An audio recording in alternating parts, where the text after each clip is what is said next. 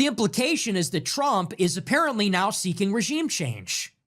They buried the lead. Trump said, well, I was going to bomb Iran, but it wouldn't do regime change, so I called it off. And we're supposed to say, what a relief. My question is, regime change is the policy now? So you go from no new wars to, well, we need to bomb their nuclear enrichment, otherwise it's fine. And so they scheduled a negotiation for Friday. Nick Fuentes just exposed Trump's shift in terms of war propaganda against Iran, going from the 12-day war saying, hey, we set their nuclear program back decades, we're out of here, to all of a sudden regime change being on the table. He talks about those shifts in the narrative and also what led up to this new negotiation that's scheduled for Friday. Let's take a look at that. Please like the video and subscribe to the channel. There is another huge push for regime change happening, right now. Huge push. Netanyahu went to Mar-a-Lago on December 29th, pleading with Donald Trump to bomb Iran, and this time to bomb Iran's ballistic missiles, to bomb Iran's proxies, and effectively support a regime change war. This has been going on now for over a month. Shortly after that, there were these massive protests in Iran. Now, as I've said since the beginning of the year, it is very important to understand precisely what is going on here. These are not protests, okay? That's not what that was. People are calling it a spontaneous uprising in response to economic conditions, the collapse of the currency, run on one of the state-sponsored banks. That was merely the pretext. The situation in Iran is that for years, Israel has been conducting industrial sabotage. They are bombing Iran's factories, oil refineries, ports, their electrical grid, their vital public infrastructure. The United States has waged an economic war on Iran. These maximum pressure tariffs have prevented Iran from selling its oil at market price, prevented Iran from doing trade with Europe and the United States or any of our major trading partners. And so this has put Iran in a situation. Their people have experienced rolling brownouts, unreliable electricity, water, shortages of essential supplies. Their currency has never been weaker against the dollar. This is a situation which has been manufactured. You understand this, right? This is exactly right, and even Scott Bessent, the Treasury Secretary, said this at Davos, saying that we're in the business of sabotaging their economic system, which precipitated the protests. Some of the protesters are out there organically, but a lot of it is inspired by U.S. policy, the sanctions regime against them that has encouraged their central bank to tank and debase their currency, much like the Federal Reserve more gradually in our own country debases that through inflation expanding the money supply. You have Scott Bessent out there bragging about it. That is what's going on here. He said it openly in Davos. Don't take my word for it. He's actually saying that. So it's not just a conspiracy theory. And these protests really spiraled out of this economic catastrophe that's enveloping Iran. It's also water shortages and drought, many things compounding this, but it's also openly encouraged by CIA and Mossad psyops. Mike Pompeo, again, even admitted that on January 2nd in a tweet where he wished the Iranians Happy New Year. He would only wish people in the Middle East Happy New Year if he wanted their regime overthrown, like all neocons, but also a Happy New Year to all the Mossad agents walking beside them. Kind of gives away the game a little bit, doesn't it?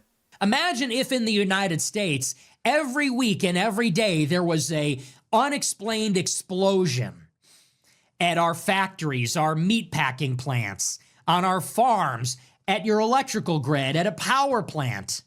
And imagine if your grocery stores weren't stocked, the shelves weren't stocked every day. And imagine if you turned on the faucet, there was no water, and you turned on the lights and there was no electricity.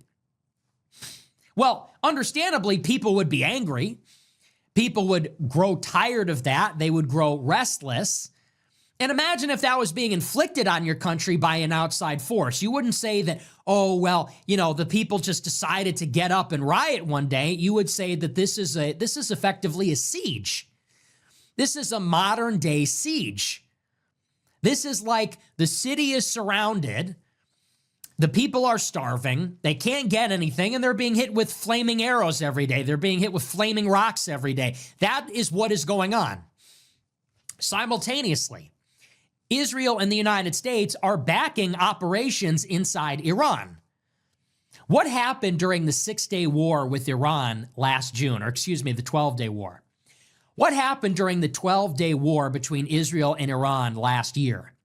Israel didn't just bomb Iran's nuclear facilities, they also bombed Iran's internal security service. And contrary to the narrative that we were given in the United States, they were trying to enact a regime change at that time, draw the U.S. into it. We have recorded accounts of Mossad agents calling top Iranian officials saying, hey, surrender now, the gig's up, surrender your position in this government, we know where your family is. Not to take out the nuclear facilities as the U.S. story to the United States public was, and striking those 3 facilities, thankfully giving us an off-ramp, not because of that, but because the Iranians didn't want war and they tipped off Trump to their reprisal attack. Hey, we're not going to hit any of your soldiers, any of your forces, any of your resources. We just need to save face by having some sort of strike. That provided the off-ramp. But the Israelis were treating this as a potential groundwork for regime change, and they're still doing that now. That's always been their game.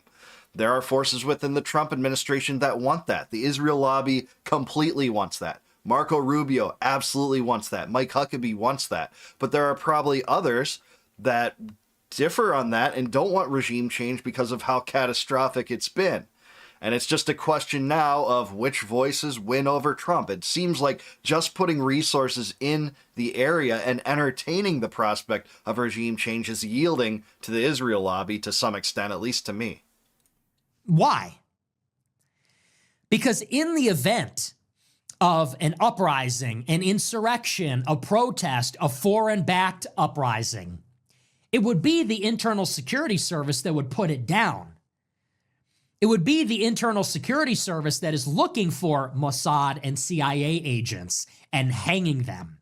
It would be the Internal Security Service that is looking for the truck bombs and for the shipping containers that contain drones or missile launchers.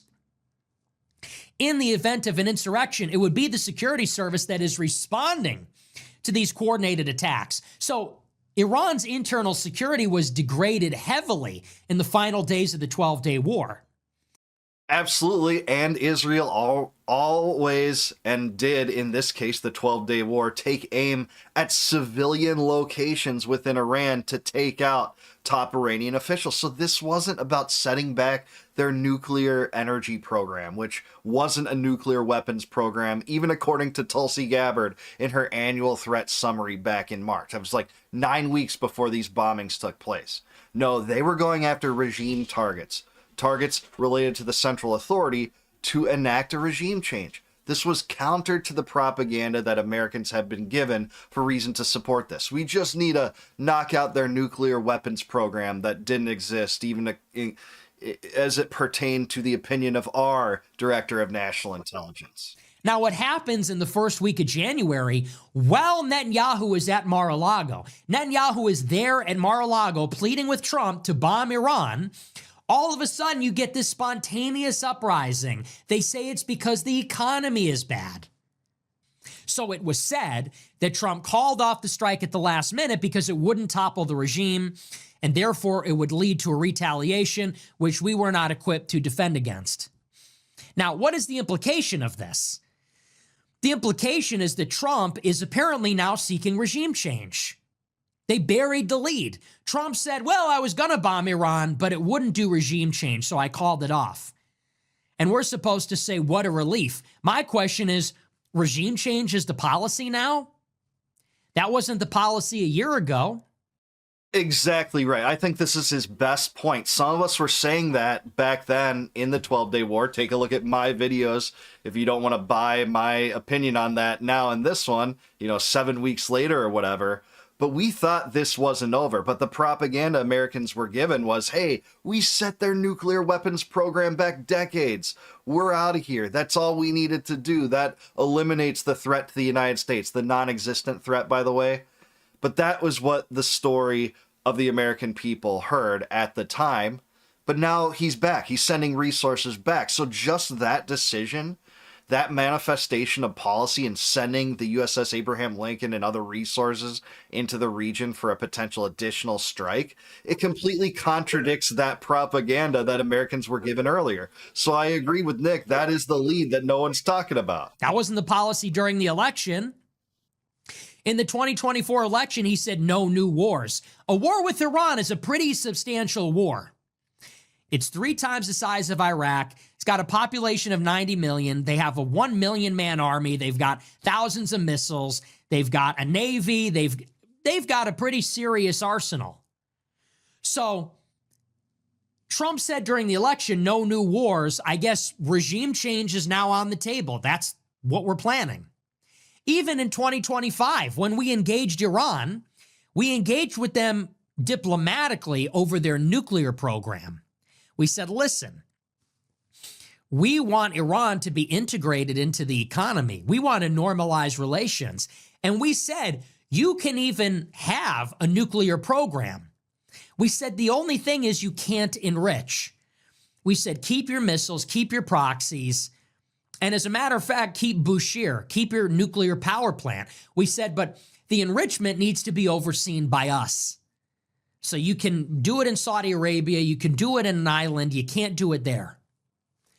They did, but during the course of those negotiations, they colluded with Netanyahu to tank the negotiations. The U.S. did this, not Iran, contra to Trump's propaganda about this, by suddenly going from no nuclear weapons program to all of a sudden no nuclear energy program, which any modern nation needs to facilitate energy. An easy, cheap, and environmentally clean way. That was, The Godfather has that line, I gave him a deal he couldn't refuse, right? This is a bargain he couldn't refuse. This is giving Iran a bargain they couldn't accept. There's no way that they could accept that. No one could. And that provided the propaganda to say, okay, we're striking. Something that wasn't on the table before, but now is because you are colluding with Netanyahu to bomb Iran, Israel's arch nemesis that they've always wanted regime change in. That is what happened. And we bombed them, apparently, nominally, ostensibly, because they wouldn't give it up. And Trump declared victory because he said, well, now Iran can't enrich. So that is why that was heralded as a success. That was the pretext for it. They said it's their nuclear enrichment capability. Now it's regime change. So you go from no new wars to, well, we need to bomb their nuclear enrichment, otherwise it's fine, to now, well, we can't bomb them because it wouldn't succeed in regime change. And at what point was that determination made? I guess that determination was made during that meeting. It very well might have. He's talking about the December 29th meeting between Netanyahu and Trump, but and it seems clear because if you read their comments, watch their comments at the time, there's several videos about it. Trump says just categorically right out in the open, again, don't take my word for it, that if they rebuild their ballistic missiles, the only deterrent they have against adversaries like Israel, that will mean strikes by the U.S. He said if they kill protesters, that will mean strikes by the U.S. And then in another interview, he said, if they try anything, I'll wipe them off the face of the planet. So it's literally moving the goalpost in a fashion that just authenticates or justifies in the perverted neocon mindset strikes against Iran no matter what. If their government officials eat lunch in any given day, that's reason to strike Iran. That's what they're going with. I guess Netanyahu made Trump an offer he couldn't refuse because that is where that decision was made, at least on our side. As I've told you, Israel has sought regime change from the beginning of the Iranian regime, but apparently this decision was made that we're going to act on this recently. So, Trump called off the strike because we didn't have enough guns. Well, then Trump sought to remedy this. So we are sending a carrier strike group to the Middle East. That's 3 destroyers and the USS Abraham Lincoln aircraft carrier. F-35 fighter jets, other strike aircraft, 50,000 soldiers, personnel are in the region right now. Military transport planes, cargo planes, refueling aircraft. We're moving in THAAD systems, Patriot missile batteries. We're putting a ton of force in the region, offensive and defensive capabilities to confront Iran. Now, the USS Abraham Lincoln just arrived in this theater of conflict last week, the closing days of January. It got as far as the Gulf of Oman. And Trump issued an ultimatum. Trump said on Truth Social, if Iran does not accede to our demands, then we will topple the Iranian regime. And the demands are Iran has to limit the range of its missiles such that they cannot reach Israel and reduce the number of missiles. Yes, so he's saying that they can't have defensive capabilities against their number one adversary that wants to wipe them off the face of the earth, and history says that will preemptively strike them. It seems like an offer that they just can't accept, and just moving those resources into the region using this kind of vernacular, this kind of iron-handed statesmanship, if you want to call it that, I don't, is evidence that we can't take the propaganda that they were giving us last summer seriously. They still want regime change. They'll still demand it. Why? The Israel lobby and the Adelsons want it. Netanyahu, the genocidal maniac, wants it. Mike Huckabee wants it. The top billionaire Zionist donors that contribute to Trump want it. That's the sad fact, but we're probably going to get more strikes if these negotiations get tanked, the ones that are upcoming, in a way that was reminiscent of the last round. That's what we're going to get. And I suspect the potential for a false flag, sabotage, or any kind of manipulation tactic on the part of Israel to draw the U.S. in more. It's their specialty. It's what they always do. That's how they've gotten regime change operations with half of their neighbors, on the bankroll of U.S. taxpayers, by the way. The other demand is they have to stop all their support for their proxies, like the Popular Mobilization Force in Iraq, Hezbollah in Lebanon, Hamas in Gaza, Palestinian Islamic Jihad in the West Bank, the Houthis in Yemen. And lastly, most importantly, they would have to give up their stockpile of highly enriched uranium, give up their centrifuges, disclose the locations of the remaining nuclear facilities, and have the IAEA come in and oversee their dismantling. These are the most maximal demands possible. We're effectively telling Iran they must make themselves defenseless. Iran is defiant. They say absolutely not. Well, it looks like Iran called Trump's bluff. Trump actually withdrew the USS Abraham Lincoln from the Gulf of Oman back to the Arabian Sea. There were some developments today that were a bit contentious. A couple of Iranian boats tried to seize a U.S. oil tanker, but they failed. At the same time, an Iranian drone, a Shahed drone, was surveilling the USS Abraham Lincoln in the Persian Gulf, in the Gulf of Oman, and an F-35 fighter jet shot down that Iranian drone. So we shot down an Iranian drone, and Iranian boats tried to seize and capture a U.S. oil tanker. Yeah, that is true. It seems like hostilities might not be as visceral, as adversarial as they were, like, say, a week ago.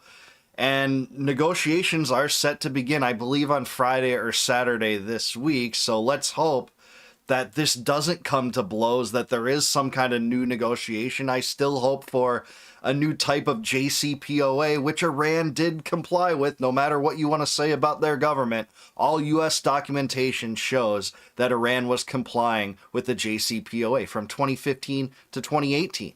But the problem is the Israel lobby hated the JCPOA. Why? It took the prospect of bombing Iran and regime change off the table.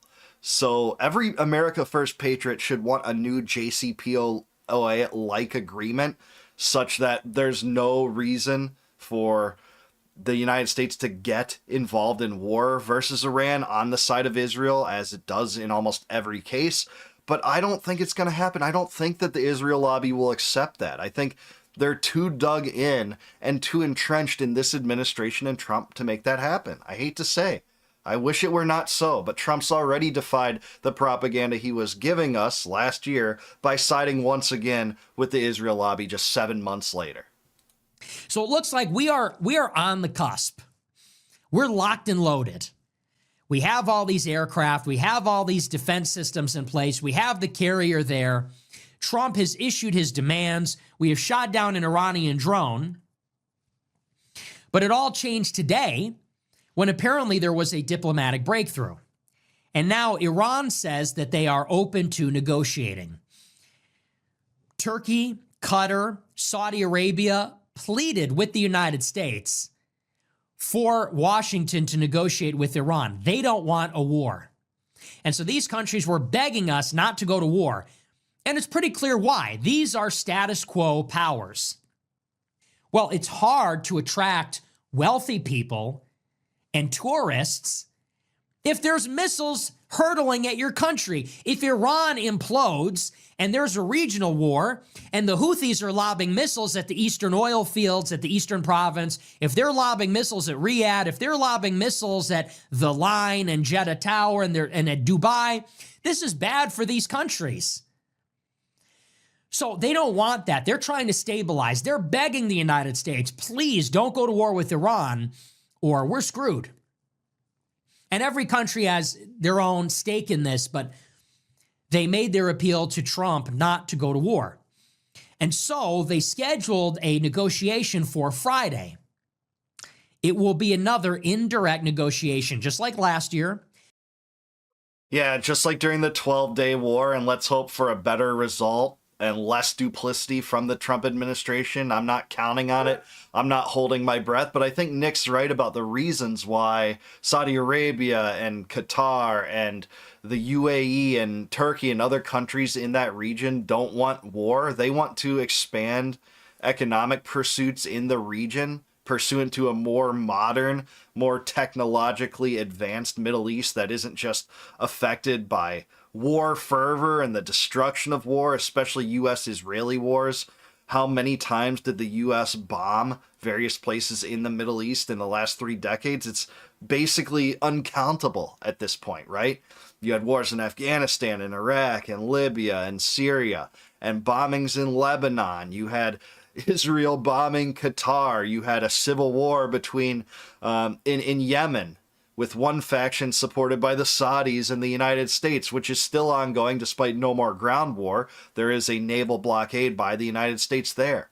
You had the overthrow of Assad, overthrow of Gaddafi, overthrow of Saddam. You had the removal of the Taliban for 20 years with countless amounts of bloodshed and countless amounts of lives lost and hundreds of thousands of lives lost and $2 trillion, I think, only in Afghanistan alone to replace the Taliban. With the Taliban, you had that regional destruction caused by U.S.-Israeli wars. They don't want that. They don't want that at all, so they want the negotiations to happen. Let's hope the Saudis can apply more leverage to Trump in this regard than the Israelis. I would never count on that. I would never bet on that. If you could bet in Vegas, who's going to have more leverage over Trump, the Saudis or Israelis? You never take the bet on this side of the Saudis because it's a guaranteed thing. I know Vegas won't take that bet because of how much of a guarantee it is. But at the same time, I think that's our only hope, that that happens. Somehow these negotiations transpire and produce a new JCPOA, remove all the forces, because it's clear that Trump is entertaining regime change, at least the posturing of it. And that represents a huge betrayal to America first. The idea of no new wars, which he did run on, and to the detriment of real America first patriots that are sick and tired of our overseers, our overlords in charge of our government, prioritizing the desires and needs of Zionists in Israel and the genocide that comes with their political system and their political landscape and all their wars above the American people, above the taxpayer, above the voter base. It's the ultimate betrayal. It's the ultimate robbery of U.S. sovereignty. U.S. states need to rename themselves Israel to get more aid from natural disaster relief, etc. North Carolina found that out recently, just last year, right?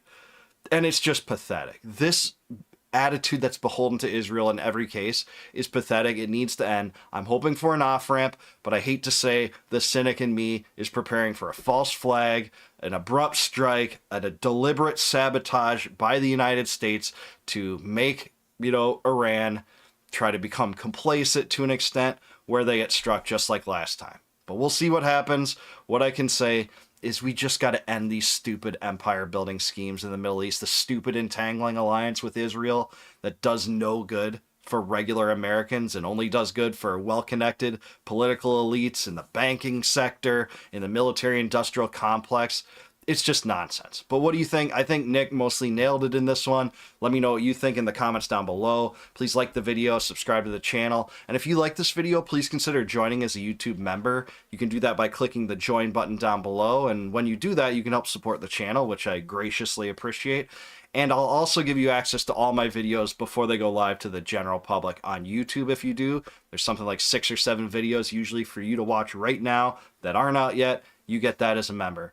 Also, if you want a free copy of my first book, Compact of the Republic, click the link in the description below that sends you off to a website where you just plug in your email, and I'll send you a full copy of that book, free of charge, no obligation. And look, I have a few demands, and I don't apologize for them. No more war, no more debt, no more inflation, and no more empire. Peace out, guys. Catch you in the next one.